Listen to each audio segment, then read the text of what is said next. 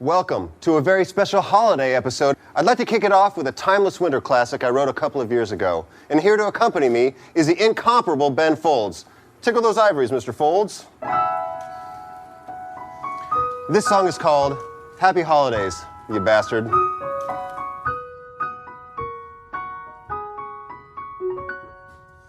It's Christmas Eve and I've only wrapped two presents. Christmas Eve and I've only wrapped two presents. And I hate your guts. I hate your guts. And I'll never talk to you. Hey guys, welcome back to another episode of This Ain't a Scene. It's a goddamn podcast. This is our holiday extravaganza. Party. Yule shot baby in the corner, or whatever Fall Out Boy said. I'm Kim. Yeah! And I'm a lost clip-in extension that's just simply blowing in the wind. Jen. And welcome back to the pod, guys. Woo! We are excited to be here with you for a holiday episode that we're totally not recording a few days before Christmas. Never that. Nope, that doesn't sound like us. But yeah, we've been busy living life. Life has maybe fucked some of us in ways they weren't expecting. But yeah, Kim, how are you doing, buddy? Yeah, not great. Not great, Bob. But I'm not gonna tell everyone that, right? Yeah, dude. Life is real weird for, I think, the both of us right now. Maybe another episode will share some of that weirdness. But you know what? Today we're gonna focus on the holiday spirit. Yeah, we're gonna talk about some Christmassy things. Not really, actually. We're lying. But we have a naughty list. We have a naughty list. We got a naughty list and maybe a nice list. Maybe a nice list, and we checked it twice, and we feel pretty confident in what we're gonna talk about. Before we get into some potentially serious talks in regards to our naughty list, because as you guys know, the scene full of very problematic people, figured I'd start this on a more lighthearted note. So my gift to you, Jen, is oh my God. this little segment. So I figured I'd share some information that I found this year. All right, so your favorite song. Did you know the person who sings this song? This fucking song. I do not like this song. Sorry, scene. But go on, Kim. Yeah, sorry at the scene. But the singer of this song also is the singer of... If you're gonna fucking... this song.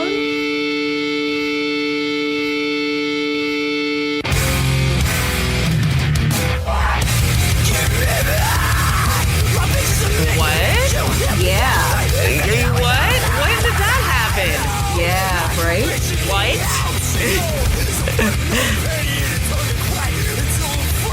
This is the same man who goes, "Be."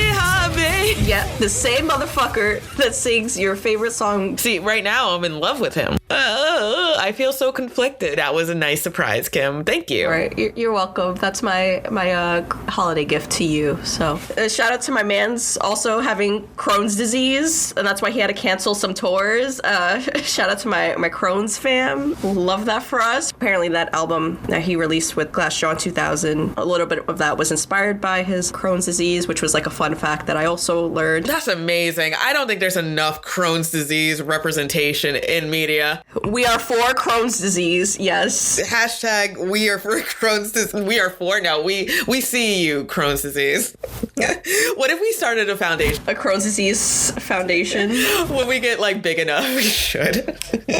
Anyway. But yeah, on to I guess a more serious note. Yes. The naughty list segment. Ho ho ho. Yes, the naughty list.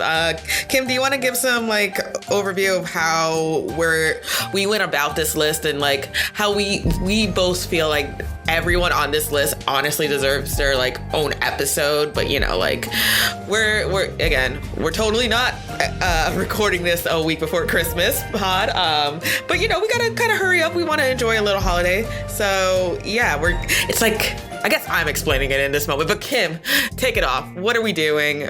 What is this about? So basically, we decided to make a short list of 4, potentially 5 people that have been pretty problematic in the scene, to say the least. And I was telling Jenny before we started recording that I'm conflicted about even giving these people like their own episodes, because I do want to maybe chat more about the people that we're going to mention, because they were big in their own ways at a certain point for many reasons. And the fact that we're giving them some recording time is probably bad enough. You know, we just wanted to make a little list of some people that we're probably not too fond of, and hopefully you guys are not too fond of. And if you are fond of them, cancel me, I don't care.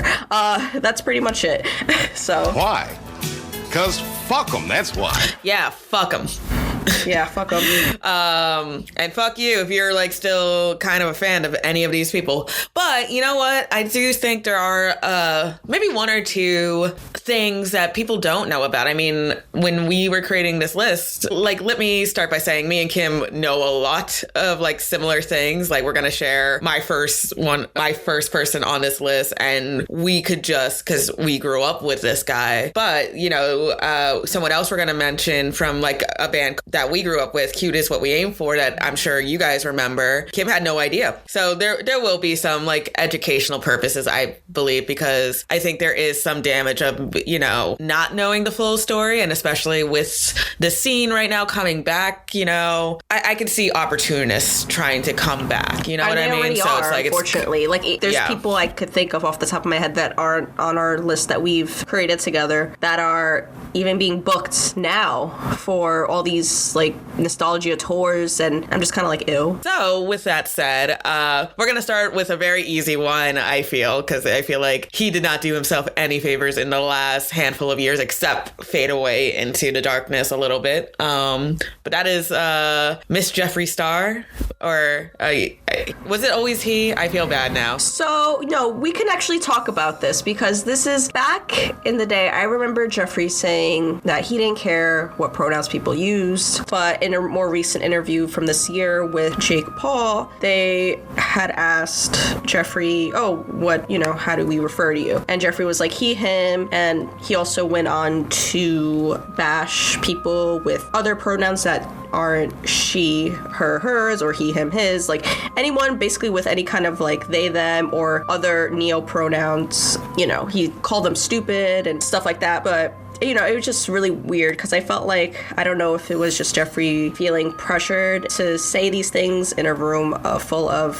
cis straight guys. I'm assuming they're straight. But then again, I'm not surprised that this is coming from Jeffree, considering, you know, just the way he's been over the years, just being shitty. This interview was in June. He said his pronouns were he, him. So I think that's the correct way to refer to him, but fuck him. So. Yes. Okay. So that makes sense with like the things that Jeffree Star has kind of perpetuated, which is wildly enough, fucking sexism. Like, we have plenty of times where Jeffree has really said, like, you know, the quote unquote, like, I don't hang out with gay men or people who act feminine because there's too much drama. There's too much, you know. He has been quoted as saying, I'm a bro, or I like hanging around bros, which is just rubs me the wrong way, as like, how dare you?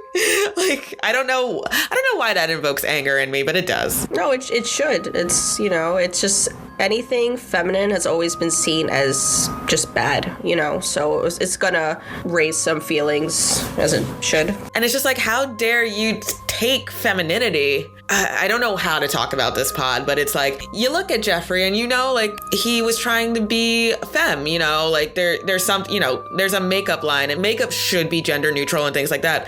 But I think he capitalized on femininity only to then say, I can't stand it. You know, or I don't know, there's something weird there. I'm like, why are you selling me a product that is supposed to make me this thing, or, you know, help me achieve that, and then you're also mocking it and also belittling it? I don't know. There's something weird there, but both bad.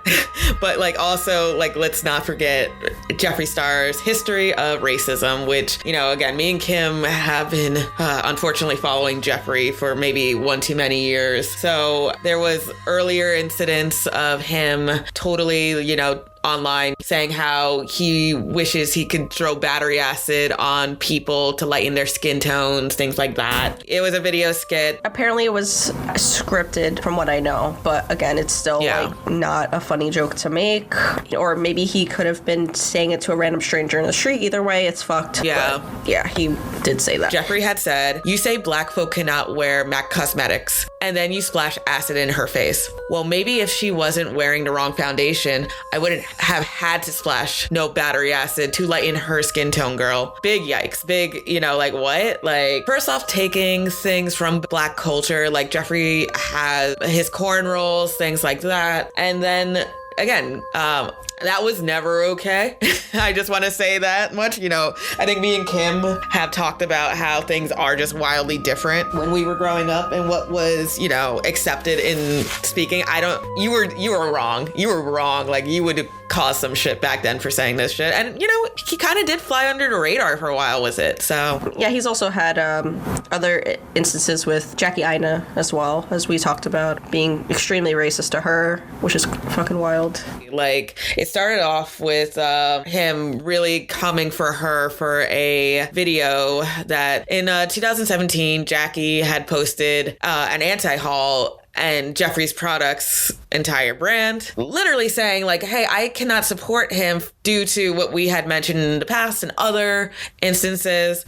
I totally think she was totally in the right for this. If Jeffree was at all remorseful for what he did, in my opinion, he would have said, no, I understand. And I did do these things. So I am, owning up to it. But owning up to it is something that Jeffree does not do well. So yeah, back to Jackie. Jeffree responded by blocking Jackie on Twitter. Really mature, but okay. And calling her an irrelevant rat. So, blocking and then like just popping off. So she can't respond. He eventually just put out this notion or this idea in people's head that she hasn't paid her taxes in 3 years, which is just like, again, the racism that spews from it. Like, she's a black, successful woman working in the makeup industry. There is very few of them. And it's just like, and she didn't pay her tax. Like, what? Why would that be the lie? I don't.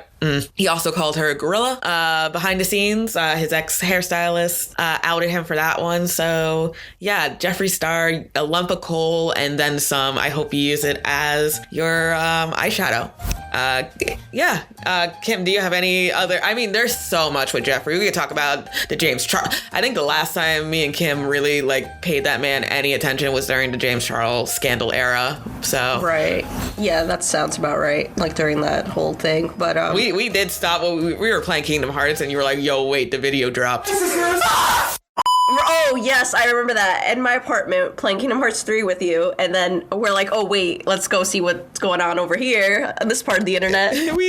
we put that shit on the big screen. That definitely sums up our friendship. Like breaking fucking news. And then the makeup, oh my god, what a time. Pretty much, just like waiting for the next shitstorm to happen, unfortunately. And it sucks, because like, I bought his lipsticks like when they first came out, and yeah, like, I enjoyed them, and my friend, Amy, that you've recently met, also knows that I was like big on Jeffree Star back in the day, and like, anything MySpace related and like anything queer, I was just like, I'm here for it. And I was always like, oh, Jeffree Star should make makeup, and then I got that and I was pretty excited. But again, it's okay to be an ex-fan of something. There's still time for you if you're a Jeffree Star fan and like listening to this. I don't know. There's hopefully plenty not. of makeup brands that you could support that are just so much better. Support a unproblematic drag queen. Like, I love Kimchi's eyeshadows, dead ass. They're pretty good. I have not bought actual Trixie makeup, but Jeffree Star will not be getting any of my coin anymore.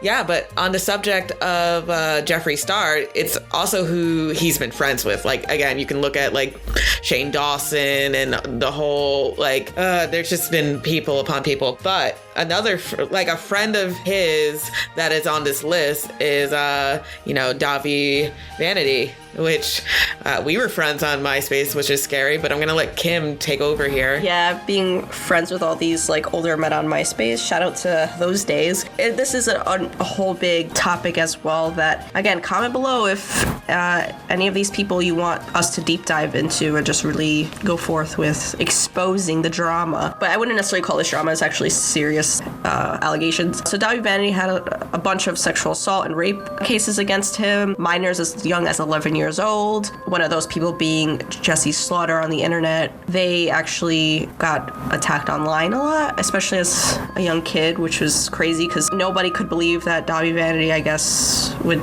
do something to an 11-year-old girl at the time. And, people were just mean to feminine perceived people on the internet, and still are. It's so What did we do? We'd be just sitting here looking cute, and y'all just be hating. Y'all just be hating all the fucking time. And then there's just cases of Davi manipulating and grooming minors over text messages. And he's been called out by a lot of people in the scene. Apparently Jeffree Star being one of those people, to circle back to Jeffree Star if we have to.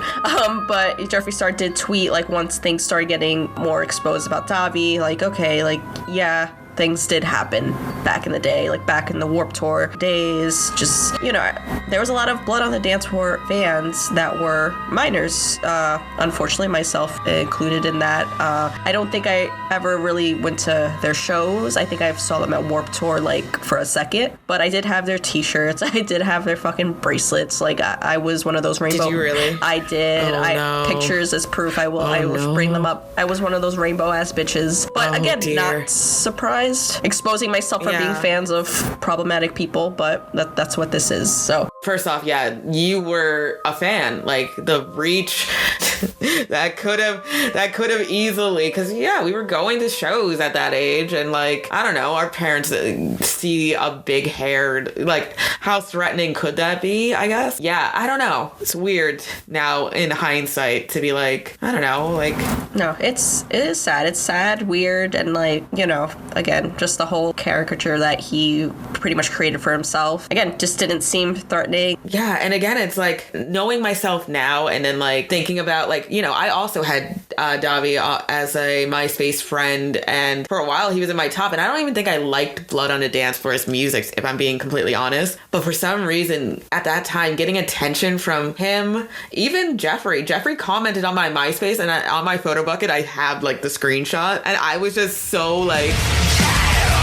yeah, I mean, I guess I still get that way. Anytime my favorite band tweets me back. Just weird how they know their power and that they can take advantage like that. But yeah, the next one I actually didn't know about. Jenny put on my radar. Oof. Yeah, no, I did. I sure as hell did. And I would like to shout out, I didn't know about this until I read a book. It's called, and I might have mentioned it on this podcast a few times, but it's the book They Can't Kill Us Until They Kill Us. That really talks about the last 15 years of music, which both doesn't seem long, but also a lot has fucking happened. It's so funny to see where we were just a short time ago. I don't know, even from when we were in college, the scene has just changed. This book mentions a few of quote unquote older bands, and it's by a great Black writer, poet. I'm Hanif Abdurraqib, a music critic,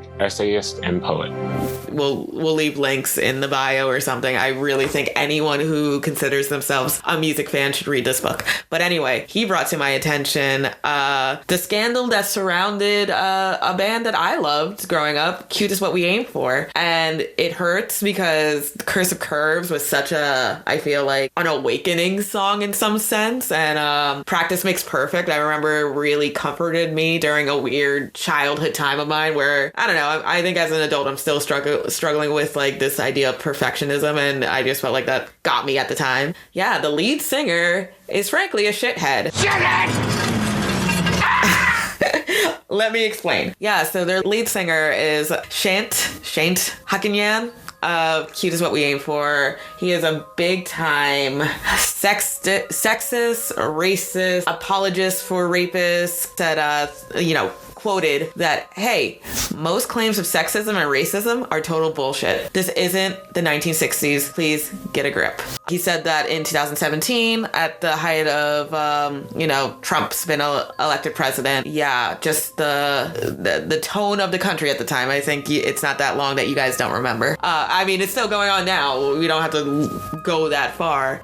He has also shown support people like rapist Brock Turner, who is famous for that case of raping a girl behind a dumpster, being caught literally in the act, but the judge took pity on him because he didn't want to ruin his entire life. Again, all these people deserve their own episodes, but naughty list, fuck this guy. I felt like the singer of Q Is What We Aim For was just so like irrelevant for a while. He really came out of the woodwork to like share your shitty ass opinion about a rape case. So, and I feel like they always do. Like, he's not on this list, but fucking the drummer from My Chem too. It's like we're only back when we have something problematic and it'll stir something up to become relevant again. Yeah, man, it's a sad loss for me, but because again of what that music kind of meant to me. But then you listen to it again and you're like, yeah, this is kind of bullshit too. It was shit. Like, this lyrics are oozing in misogyny, and again, like as a kid you don't really realize it, but yeah, I don't think they were ever going to grow past that. Again, we'll have another episode. I can break down some lyrics for you guys, but I think we have one more, don't we? Yep, one more shithead on the naughty list. Our favorite, Ronnie Radke, singer of Escape the Fate back in the day, Falling in Reverse today. In the past like year or two, I feel like I've seen Ronnie Radke's fan base just grow with the newer generation coming in, and I don't know, I guess just enjoying his music, just really praising him as well as a person, which is very strange to see because, over the years it's been a lot of bad. So there was some domestic violence case against him with a former significant other, a rape case. The person dropped the case. Again, that doesn't mean that it didn't happen, because that happens a lot where I guess the victim, there's a lot of reasons we can get into why a rape victim would drop a rape case against their perpetrator. So there's that. The infamous mic stand throwing at the Six Flags Festival in like 2012. He threw 3 of them. He threw 3 of them? 3. Not 1, not 2. 3 mic stands at the crowd. I knew the one. I knew about the one mic stand. There's 3 of them bitches that were thrown in the crowd at a festival. He's continued to like kind of joke about it and put references to the incident in his songs, things like that. Ronnie Radke has made some transphobic comments more recently, invalidating people's genders and stuff like that, even though in the past, apparently, he was pro-LGBT, but again, that doesn't say anything when you're not pro-LGBT in real life. And also, he's just annoying.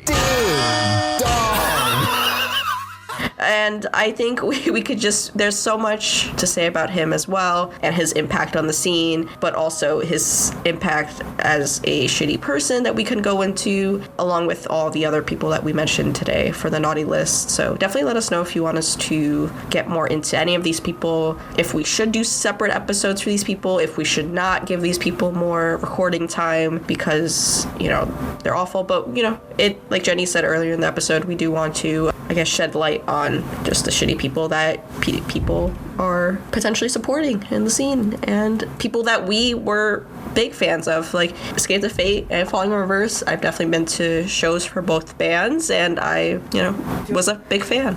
So it's so fucking sad when I think of Escape the Fate, because here's the thing about like Ronnie. I'll give him this. And it's not give him this. It's like how he stays relevant. He is so charismatic and he's like, I don't blame people for wanting to be drawn in, because I so desperately wish he wasn't, because there's something about him that like, if he wasn't a shithead, he could be among one of the greatest like frontmen of the scene. But he is, again, there's nothing I can defend here. It's like coal for all of them. Again, I hope they choke on it and die. Death to all of them. That is what Brittany said. Die is a little much. No, they can't cancel you. Special shout out to Ticketmaster. Oh my god. Ticketmaster. I hope you experience every circle of hell. The lumpiest bit of coal for Ticketmaster. Whoever had that, yeah, literally Ticketmaster and all those sites that participate in Ticketmaster fuckery. Again, Blink was like $2,000 for the pit. Like, what?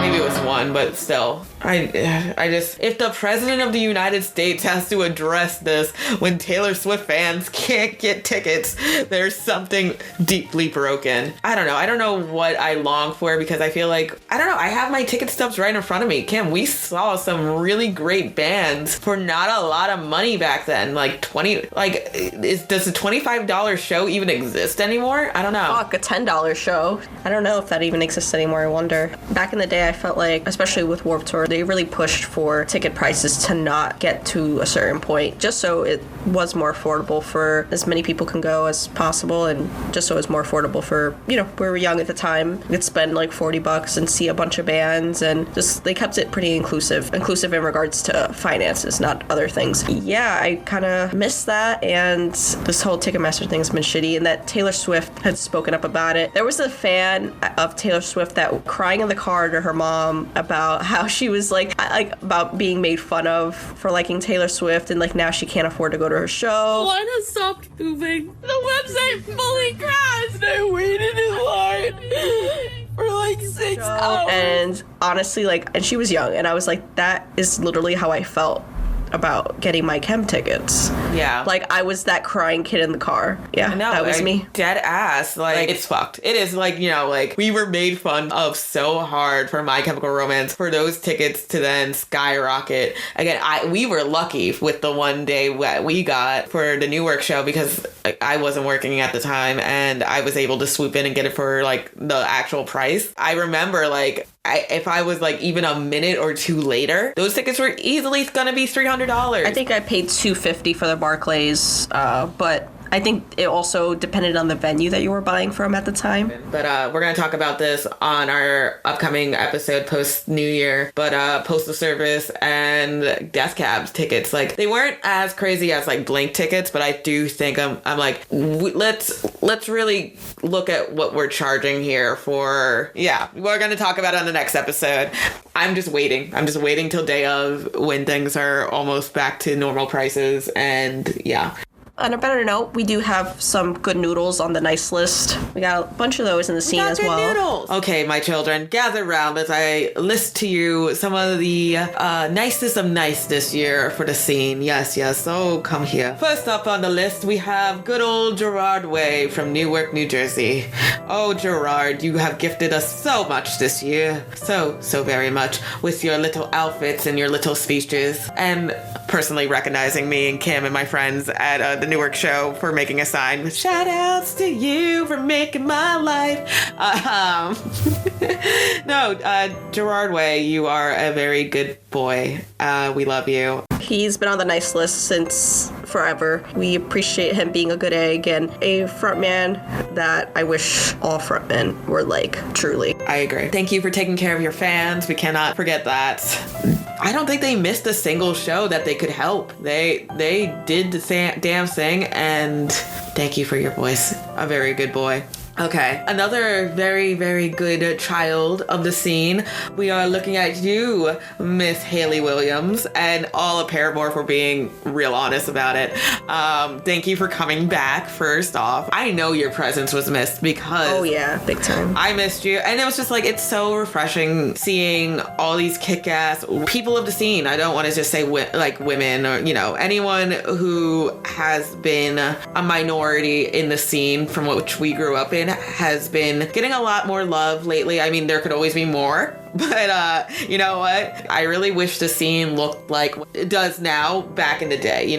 Talking about, we shouted Meet Me at the Altar plenty of times. Bands like that, that are just young, hungry, and ready. And I don't think they wouldn't be here today had Haley not just fucking kicked ass in back in the day, and a lot of women before that, but Haley, I just remember she's had such an impact on both of us, Kim. That voice, just her ability to pick herself back up. And I know she's had some low blows in the last couple of years, and she makes it look effortless, which I know it's not. And thank you for singing Misery Business again. I know that was a hard choice, but I'm happy we're at this point. Glad to cancel you, bitch, but also low-key love it still. We could all cancel each other in the Misery Business pit. It's fine. Yes. Oh my God, please. Kim, do you have anyone you want to list off next? One of the goodest of boys, Anthony Green. But he's one of the people that deserves his own episode, not the people on the naughty list. But yeah, great person, and he's been very active this past year. So yeah, thanks for giving us the gift of your music, Anthony Green. We love you. He's been through a lot of shit in general, but you know, it's just really cool to have him at full force in the music scene again, which I definitely wanted to chat about this episode since there's a lot of ground to cover. He's been all over the place, and honestly, if you're in my car, like this whole year of 2022, there's Anthony Green. Something Anthony Green related, adjacent, is being played in my car. And if you're not sick of me playing his music yet, shout outs to you. I just really want to give a shout out to his album, Boom Done. It came out July of this year, and he's been playing his solo stuff on like a bunch of tours this year too. But that album, like beginning to end, is really, really great. And I've just been having a great time listening to it. Yeah, you know, I don't know what else to say about it except just go fucking listen to Boom Done and you will not be disappointed. I'm just gonna quickly go over just the rest of his music career, that things have been going on this year in light of our news segment. Circa Survive announcing their indefinite hiatus in October. It doesn't seem like they're done forever, referring to Anthony's tweets. There's just been a lot of things going on with that band, with communication and, you know, just a lot of stuff. So I definitely am looking forward to them coming back. I would love to see Circa Survive in a concert one day, but I have a lot of like other Anthony Green things to look forward to, so like I'll be okay. Regardless how you say this band's name, Seoshin or Seosin, I think Anthony Green has... Wait a minute, I'm sorry. Is there a big dispute about how this... There is, yeah. I'm going to put a poll in the Spotify, actually, about this, because I think that would be funny. I think that's actually a genius idea. Yeah, because there's, like, the whole thing, like, do we say it as Seosin or Seoshin? But I, honestly, I say Seosin. Yeah, I try to, like, I don't know which to say, but, like, why'd they do this to us? I think Anthony Green did say years ago that it's Seosin. So, I don't know. Fake. I don't know. Fake. Fight me. I'm going to do a poll, because I've been saying Seosin for, like, forever. Yeah, man. But then I found out Anthony Green was, like, Seosin. So, but those guys did a small U.S. West Coast tour in October that I am insanely jealous of, because, like, that band just meant a lot to me. It still means a lot to me now. They played all their hits, and next year they're heading out of the country, I believe to Australia, Indonesia. So, you know, again, just Anthony Green all over the map. His other project, The Sound of Animals Fighting, they're doing a tour for Ape Shit, that song they released. First song in 14 years, and also that's the name of their EP that they released this year. So exciting stuff happening there. Ellis Dunes, as no one has heard me talk enough about this fucking supergroup. Who? Right? Who's that? They just wrapped up their East Coast tour. I was there for that. It was amazing. And they'll be touring again next year, also outside the US, but they will be back in the US, specifically for Adjacent Fest in New Jersey, which I think we are both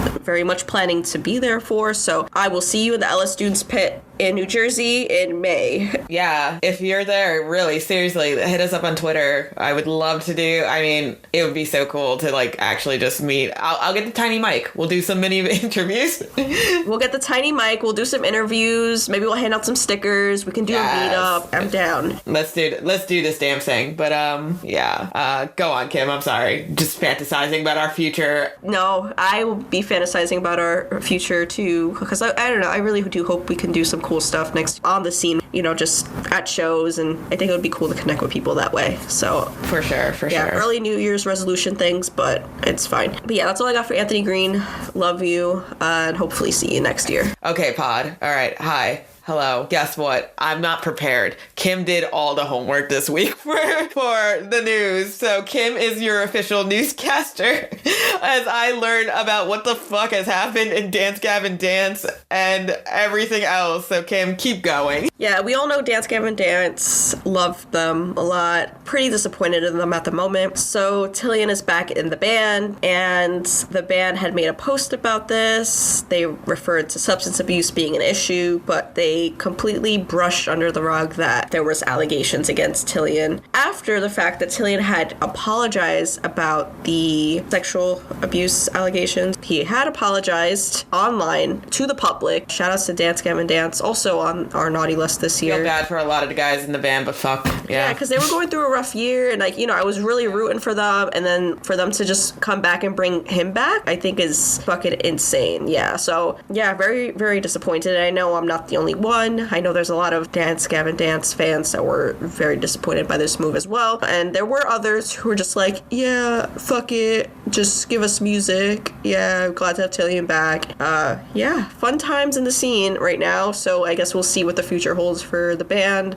I'm not very excited for what they have to release personally because of this, so I'll just be here fangirling over Anthony Green. Love that for you. Oh, before we I guess transition out of this segment, it's not news, but what was your top Anthony Green related song this year on your Spotify Wrapped? We didn't talk about our Spotify Wrapped, and that's fine because I feel so me and Kim definitely talked about should we talk about our Spotify Wrapped, but I think we were both a little not disappointed, but we're just yeah, My Chem is number one. It just wasn't, it just didn't feel I don't know, I feel I was in a rut this year, and I just listened to, a lot of good music, a lot of new music, but not as much as I usually do. I feel a lot of my tops are not that shocking. A lot shocking. of the same shit that I had on previous years. Yeah.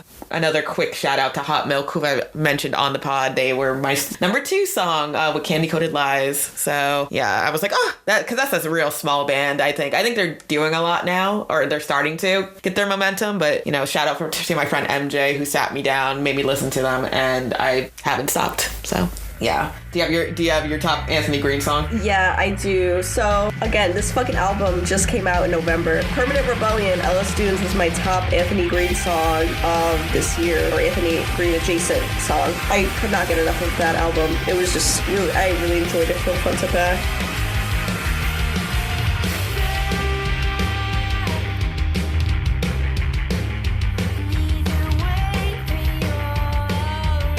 But yeah, for my Spotify Wrapped, my top song was Foundations of Decay by MCR. Of course, I don't know if they did this for everybody, but it was the day that I listened to it the most times. Oh God, how many? It was the day after it came out, because it gave me a full 24 hours to listen to this song on repeat. So Jesus. That's how that went. It was a funny thing to notice, because I look at everyone else's Spotify Wrapped, and I didn't really see anybody who posted that part of their Spotify Wrapped. And then also I learned about Spotify Wrapped that they don't do the mood thing for everybody. The daytime mood, the nighttime mood, because basically everything you listen to, it sounds too similar. And I did not get the daytime, nighttime mood thing on my Spotify Wrapped, because I'm just an emo bitch at all hours of the day.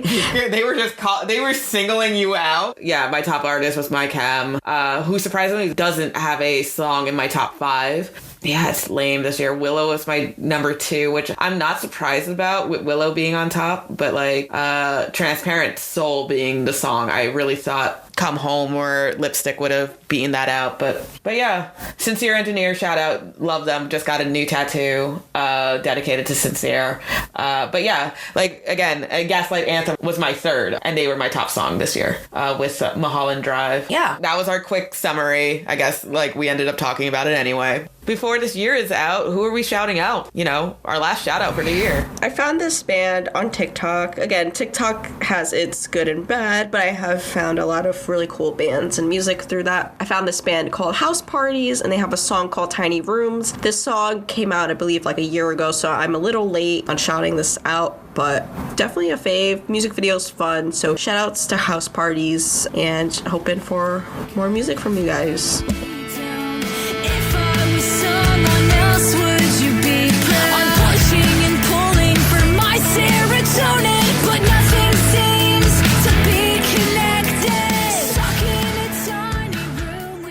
it. Love it. Love it. And Jen, you got anything you want to shout out for this year? Yeah, I'm going to end this year on a, Christmassy holiday note because the doy. I'm going to shout out another, I also found through TikTok. I feel like if you're remotely in the scene, you have seen his work, but ska tunes. A bitch loves ska, and like, I feel like we kind of jumped the shark. We went right to like pop punk resurgence. I'm like, wait, where was the ska resurgence? We had a little bit of a ska resurgence. I think it could have been bigger. Ska Tune Network, Jur and Get Tough made a Christmas song together, and it's called What Do the Lonely Do at Christmas? I love it. Christmas is not my favorite holiday for multiple reasons, but I think this one really just captures that funny feeling that I feel around this time, and it's fun, and I like a trumpet and a what is it? The pick it up, like, like. Oh, yeah. yes. The mozzarella Oh my stick God. songs.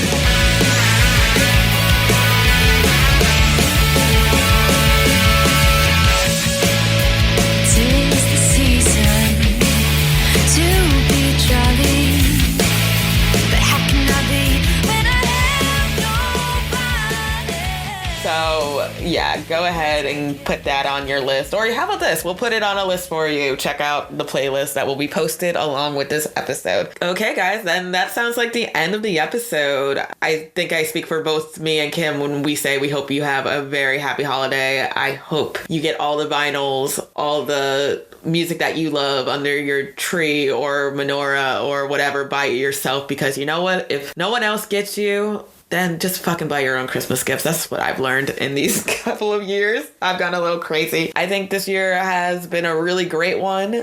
Kim, I thank you for all the hard work you put into this pod. You are also on the very nice, good list. You are also on the very nice list. And thank you for your hard work equally. Yeah, it's always a blast. And I just want to quickly thank our listeners, too, for spending the year with us. And we hope for more fun times with you guys next year. We love doing this, so shout out to our guests, shout outs to our friends who continue to support us. Don't wait till the last minute to wrap your gifts. But if you are, I hope you're listening to us. And, like Blink 182 said, I've only wrapped 2 fucking presents. I haven't wrapped anything. I don't know. Oh my God. Anyway, that was stupid. We'll catch you in the new year. How about that? We love you.